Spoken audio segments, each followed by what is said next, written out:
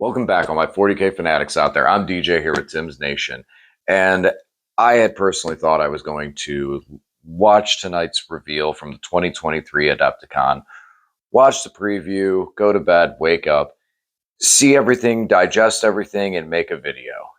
And then 10th edition gets announced.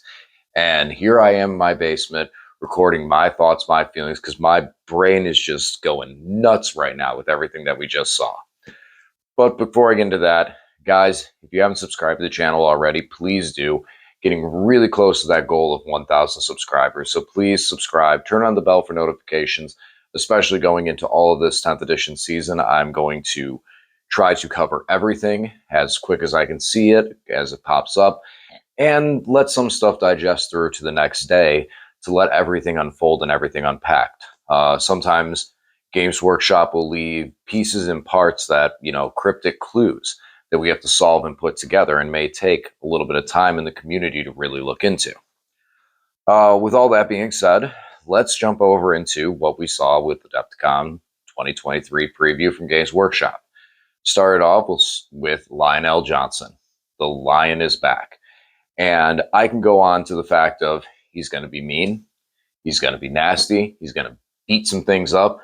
Dark Angels already have a high win percentage. He's probably going to help that a lot. Being the fact that Gilliman is able to be character protected, you got to assume that the Lion's going to be too. So he might actually be able to provide a buff and do a little more than Angron is, simply because Angron is a larger model and easier for some armies to be able to take care of. That's on the competitive side of things. Now, onto the fluff and the collecting side of things, what does this mean? This means that Games Workshop is not afraid to tap into other Primarchs that we may see in the future.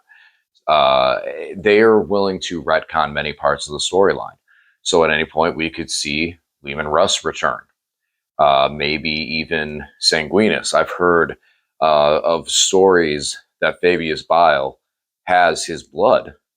And then you have Belzerius Call creating the Alpha Primaris and tampering with basically creating Primarchs. So the pieces are in place to resurrect Sanguinus, or Sanguinus. I'm not 100% sure on pronunciation. I'm going to get corrected on it, but the Primarch of the Blood Angels. So that's a lot of cool stuff because those models look great. Those models are awesome looking models. Gilliman is one. I remember painting him way back when he first came out. They're such good looking models. They're always great part of a collection, even if they don't always see play. So that one's really cool. Talking about new models in the model line, the Terminators. I like them. I like them a lot. I like that they're a little bit bigger, bulkier. The new Terminators that they teased, I really like the way they look. Can't wait to see them, get them painted. Might actually use some of them. That also gives hope to everyone else in their line being able to get different Terminators. Now, the one that I don't think would necessarily get new Terminators would be Grey Knights. Grey Knights don't have Primaris Marines. So would we get bigger Terminators? I would hope so, man. Seeing some of that cool armor, the Knight-like armor updated and bigger and bulkier would be really cool. But we didn't see Primaris Marines. Our Strike Marine kit moved through a generation and hasn't been replaced. Hopefully this edition gives us a model refresh. I think that Grey Knights definitely could use it more so than probably any other of the Marine factions at this point. I think that I'd have to check, but just like thinking through it right now, I think we've gone through everyone for Chaos except Slaanesh. They haven't gotten really too much love. And I think every Imperium got an update with Primaris Marines being added to things like Blood Angels, Space Wolves, etc. But I think everyone else has pretty much had an update. Wolves could use one. They could use an update. I think they've kind of been on some old models as well, too. But with that being said, talking about updating model lines, Tyranids are going to have a huge update to their model line. And before I get into talking about the Termagant model, which at first I didn't like, but at the end I really did, the commentator makes a comment in there, and he said, if you want to see more previews on models, look to the trailer. So the one that I found, and my thought was what he was directing at, was then what he said following it was, you don't have to scream at me. I did notice that there was a Carnifex that looked like the old third edition, as we lovingly call it, the babyface Carnifex. And it looked a little bit slimmer, but still looked like the babyface Carnifex from back then. And then he said, "Scream at me." I think we're getting an individual Screamer Killer model, one that's going to be separate from the Carnifex kit, or maybe the entire Carnifex is going to get an update. I don't think it needs it. I think that the Carnifex has had many updates, and this kit looks great. So I don't think that's as necessary, but a Screamer Killer individual kit, maybe a little bit more branching off of its rules to make it a little stronger. Not a bad idea. Now onto that Termagon. At first, I looked at the Termagon. It took me back to like kind of a cross between the very, very first tiny little baby Termagants into the bigger, now the ones that we have that almost look like they're traveling in a flock with their tails and everything so straight, which looked cool for the Tyranids. Works really well with the Hormigons. Now they got kind of more of a crooked tail. I looked almost like I don't really see many changes. As they started to spin them and I could see all the extra armor plates in them, I wholeheartedly disagree with these being any faster to paint than the current Termagants, but I can see the extra detail that's put into them. The fact that they don't have as much of the stagnant poses, like not every single one looks the same. Consider currently right now the Termagon is basically one model, and how you adjust the guns is just how it's going to fall. So that's cool to see an update there. Gives some hope. Maybe we'll see some Hormigons in the same fashion, ones that stand better. Hormigons, I know, are one model that just falls over. Maybe some new Gargoyles that are actually playable. Anybody who plays Tyranids will probably agree with this with me. The kit for Gargoyles is very difficult to play on the battlefield with. Usually you have to come up with some type of trick or modification. I ran into it with my Gargoyles. I run into it with my Skitarii Taraxi. With their wings, I had to magnetize them so that they don't break and collide with each other. But we usually have to modify the kit some way to make it functional. Just as standing, they kind of get in each other's way. So that's going to start to move us into the 10th edition. Oh, almost forgot one last thing. I did laugh when I heard this joke made. We have taken one of the oldest rivalries, which is Beastmen and Dwarves, and continued it. The only difference is we put them in space. I thought that was funny. I loved that, and it's true. So now instead of Beastmen and Dwarves fighting in ancient times, now they have jetpacks, grenades, and laser knuckles, apparently. Does this mean we're getting a new army into Warhammer 40k? My initial thought would be no. However, this would be a good way for Games Workshop to bridge the gap between fantasy and 40k. They've tried to do it with demons. With demons existing in both realms, you can buy a demon army and play fantasy, or I'm sorry, Age of Sigmar with your friends. I'm sorry, you can see how many years I've been playing this game. To me, it's fantasy, and I mean that lovingly. That's I played it before as fantasy, so I mean that like with love because of the nostalgia. But Age of Sigmar has demons. If we have another army that bridges the gap, Beastmen, this means that you have the possibility of having more people that will play an army because now they can play both game systems. So that could be something that Games Workshop is thinking, and we could end up seeing Beastmen in 40k. When Custodes and Sisters of Silence were originally released in Horus Heresy and other kits, people were like, there was no rules for them in 40k, only for Horus Heresy. So a lot of people went and actually canceled their pre-orders of the kit because they said, well, if I can't use these in 40k, I don't want these. So Games Workshop then created rules for them. Now here we are years later from it, and Custodes are their own faction in 40k. So nothing is impossible. Even if we initially don't see Beastmen as a complete playable army, we may. If that's what people want, that might be something that Games Workshop does. However, one thing that is a playable army is the Leagues of Votann, and there's been rumors and whispers about us possibly getting the next wave of Votann released. This may be it.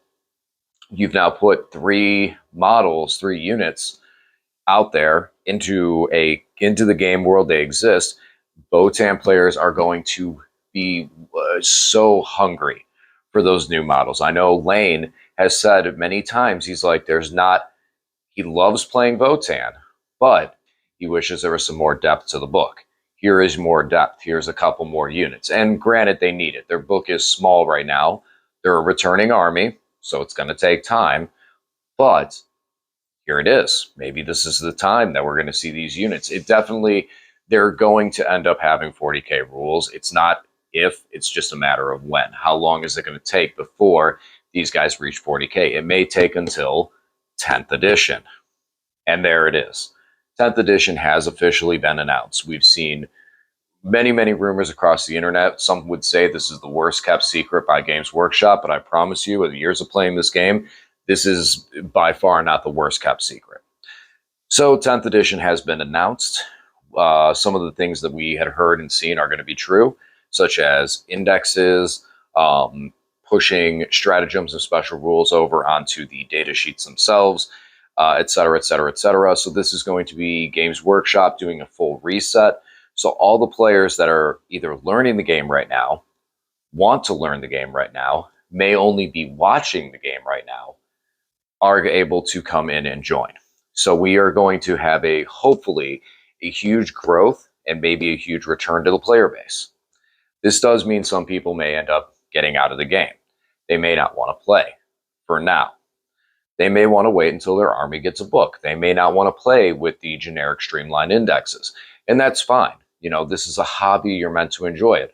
During your downtime while you're not playing the game, get your models painted up. Spend that extra time. Get a cool display ready. Get your game room situated. All these little extras that you may not have invested time into, that's usually a good time to do it. I've had many buddies start off with mediocre painted armies, leave for a season, come back, and man, their painting skills got sharp, real sharp. So, play the game at your pace. It's meant to be fun, and I can't emphasize that enough. You need to play what you want to play. I'm playing Necrons right now competitively, not because I think I'm going to win every single GT. I'm probably 4-1 at best, because there's some big names that when I run into, they're running the big heavy meta lists, and I can't stand up to those with these lists. Either way, now we're moving over to a point where everyone can start on the same slate. Obviously, there's going to be some armies that straight out of the index are going to be more powerful. My vote, based on what we're seeing with some of the data sheet changes in that, Tyranids and Orcs are probably going to have a very strong out the gate, simply because they are able to put more models on the board. And I think that the quantity of models is going to offset the quality of models during the index frame. That's what we saw originally from the first time they did indexes, is that the infantry, the troops, and the volume that you can play usually dictates the tempo of the battle. It could be wrong, but we'll see. They did say they are reducing the damage of a lot of weapons across the board. AP going away, just kind of reducing the killing potential and power of a lot of weapons. So units such as Termagants that are 5-up save, as seen on the data sheet, are going to have a better chance of being able to survive because of the less killing potential out there, which means that you're going to have more board coverage and more board control. Now, the one thing that could prove this wrong is the new stat characteristics. So let's talk about this data sheet for a second here. So everything's still there. We're not losing any stats or any stat characteristics. They're just moved around. Some are moved over to the weapon, and individually, and that's fine. That's fine. It's different. I'm neither here nor there on it's acceptable. It's a new concept.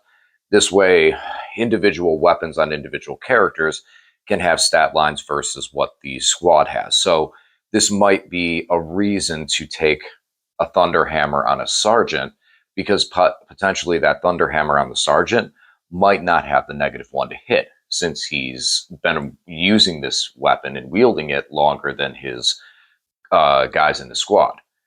That being said, it's something that we could have kind of seen with the stat characteristics already, with them having the weapon skill. So take it or leave it. I don't think it really affects that much. The big change is the last column on the stats in that OC. So now objective secured is completely gone. Instead, models have an OC value. So you'll have to know that, add that up. Are they 2? Are they 1? Imperial Knights, as they were saying, might be like 5 or 10. And that is how many points you have when determining if you control an objective or not. Okay, I'm totally fine with that. Objective secured was kind of annoying, where you could move a single model. Again, back to me playing Necrons, moving a single model on objective and going, but that's mine now. And that's something that kind of doesn't make sense in a lot of scenarios. How do you control an objective with a single lone Eldar Ranger while I have a giant war machine, like a dreadnought? I have 3 dreadnoughts on that objective, 5 Terminators on that objective, but you control it because you have a single Ranger there. He's objective secured. So I think that it helps the thematic environment of this game to be able to make things look more like we want to see them be. The psychic phase, that's cool. The psychic phase is gone, whatever. If this was kind of the first era during these last 2 editions that we'd seen an additional psychic phase, now just the psychic powers will stay. You use in the movement phase, you use in the fight phase at the beginning of that. I think it's just going to add some cool interactions. Some of the things that I'm curious to see more about, though, when you look at the stat card again, on there was a thing about the Tyranid unit that said if a model if a enemy unit ends its move within 9 inches, I believe, if I'll have it up on the screen if I misspoke, but it'll end within 9 inches, that unit can immediately move D6 inches away. So it's kind of like a little bit of a fallback to keep those smaller units alive. We're looking at some buffs to the terrain. Not too sure what we're looking at, but that buffs to the terrain and buffs to like cover and things like that. But they didn't say anything about runes. And I hope that right now a lot of the terrain setup like runes is going to stay the same. I think runes function just fine. But we are going to new additions. That means there's going to be new rule interactions. So maybe they might need a change as well. So talking about the armies and what we can expect to see with the new data sheets and the new army books are saying 1 page. 1 page, and you'll have all your rules and all your information, and it's pull here, insert here, place in here. And a lot of that was kind of unclear. So, and when I say it's unclear, I'm saying that once they said, oh, but if you're playing Ultramarines, you just pull these rules and put these rules over here. So to me, it sounds like almost every army is going to have a page. And that's still a great reduction, to say, okay, you're playing Ultramarines. Here's your 1 page. Here's your couple of relics, your couple of warlord traits, and your stratagems. That's not that bad. I do like the idea of putting the data sheets, the stratagems directly onto the data sheets. So now in order to have this stratagem have the ability, you have to purchase the unit with it. Means that, again, we're not flipping through 100 useless stratagems. I think that helps a lot because I have seen, especially on the tournament level, where you're looking through a book, you're like, wait, I have this strat. And then there's one key sentence to it that you're not 100% sure. If it's like, oh, wait, do I use it at this point? Do I use it at point X or do I use it at point Y? Well, if I use it at point X, I get all these buffs. But if I don't and I have to use it here, I get no buffs. So then you have to go and you're flipping through and then you're trying to find the stratagem. Because none of these have, the names can be quite crazy on some of these things. So to find them and figure out what they are, and that can take some time out of the game that's not necessarily needed to be used in doing research while playing a game to remember an ability that most of it except 1 point. You shouldn't have to spend time memorizing everything. You should be able to look at pieces and know the location where they are in reference to a book or a page. Like they said, we're going to be playing a lot more off the back of the book. That helps as well, too, because we also are checking stats. You never know that one opportunity where you're looking at a character and it's like, does that character have 4 wounds or 5 wounds? Is that toughness 4 or 5? Does he have an invuln? Is his invuln a 4 up or a 5 up? And in some armies, that's a very intricate thing where it's like this unit may not. So it's good to see that we'll be back on those stats a little more, because the more you stare at those pages, you're just going to start memorizing those. And that's on the competitive side of things more. I kind of jumped over into the competitive nature of that a little bit heavy there. So I do apologize for some of my casual fans. As far as it goes for casual, we do need to see what some of these other rules dictate. We didn't hear really anything about Crusade and stuff like that. It was just the standard concept of how the game is played. And I feel like that's going to be a heavier focus towards match play in that aspect. But, with boarding action and the kill teams, as well as the fact that Games Workshop does recognize the Crusade-based fan base, I think that they will be putting more to it. We've seen with the Horus Heresy that they are doing a little more work with campaigns. So hopefully they can do that as well with Crusade games. I think a lot of it comes down to with Crusade, and that is actually getting a group of friends together, much like Dungeons and Dragons, where you have to just have a good group of people that you're playing with consecutively. And hopefully maybe with this, out of my gaming group and the guys that I put on the channel, maybe we can knock out a Crusade game or whatever format they call it at that point, whatever those type of missions are. So that's basically everything that we'd seen from it. I think I touched base on everything. There's going to be a lot more videos I'm going to be making to come as we get more rules and kind of give you my reactions and my impact and my feeling on it. I'm really excited about it. Really tired, but I'm really excited about it. I'm looking forward to the fact that there's going to be a lot of new people coming into the game. And trust me, this is one of my favorite things. And one of these days I'll do a scan of my basement and my collection and show you guys some of the stuff. And I'm sure there's many of you at home, many, many, many people at home that have a gaming room, that have a display case, that have these beautiful collections and all these models. And nothing is more fun than that moment when your buddy buys that first set and goes, all right, we got to build and paint these things. And they have an idea, and they might get the little paint set from like a local craft store or something like that, and they're ready to go. And you bring them over. You're like, yeah, come on over. I'll help you paint these models. We'll get them primed and built up and everything. And you sit them down, and they look at that display case, and they see everything painted, everything built, and all the models and the table and the terrain. And it's just, man, it's a fun time. It's a fun time. I have my Warlord Titan I claim as my gargoyle walking into my basement, because it's the first thing you see right when you walk in. But there is definitely a little bit of it feels good to be able to show off this. And I'll end with this with a story. My cousin was over for my first kid's baby shower for my wife. And I had some models out on a table, and my cousin and her husband picked one up and looks at it. And the look on her face was just, and it was Drago. It was Lord Calidor Drago. She picks it up and she kind of rotates it around a little bit. And she's just like, what is this? This is just a dude. And my friend's wife was over there and she's like, wow, you did a really good job on these. I love how you painted into the shield. And that's when my cousin's eyes just lit up and were just big as dinner plates. She looked at him and was like, oh, you painted all these. And that was a great moment. Just that realization where someone had no care about these at all. They're like, you have these little toys on the table. And then when they realize that these are all models and that you've done so much work on them, man, that's a great feeling. That is an awesome feeling. And, you don't get to have it that often because, well, we keep our toys inside. Our toys stay home until a tournament, and then when we transport them, we transport these things in big boxes of foam to keep them safe. But that's it for me. I'm starting to ramble off right now, and I want to kind of cut this video off here as I got so much more content, and I'm sure so many more stories will come up as we start moving into this. I love edition changes because it gets to be fun, exciting, it's new, it's fresh, and it means that units have a chance of coming off of the shelves and coming onto the tables, because anything is possible. Guys, thanks for watching, and I'll talk to you again soon.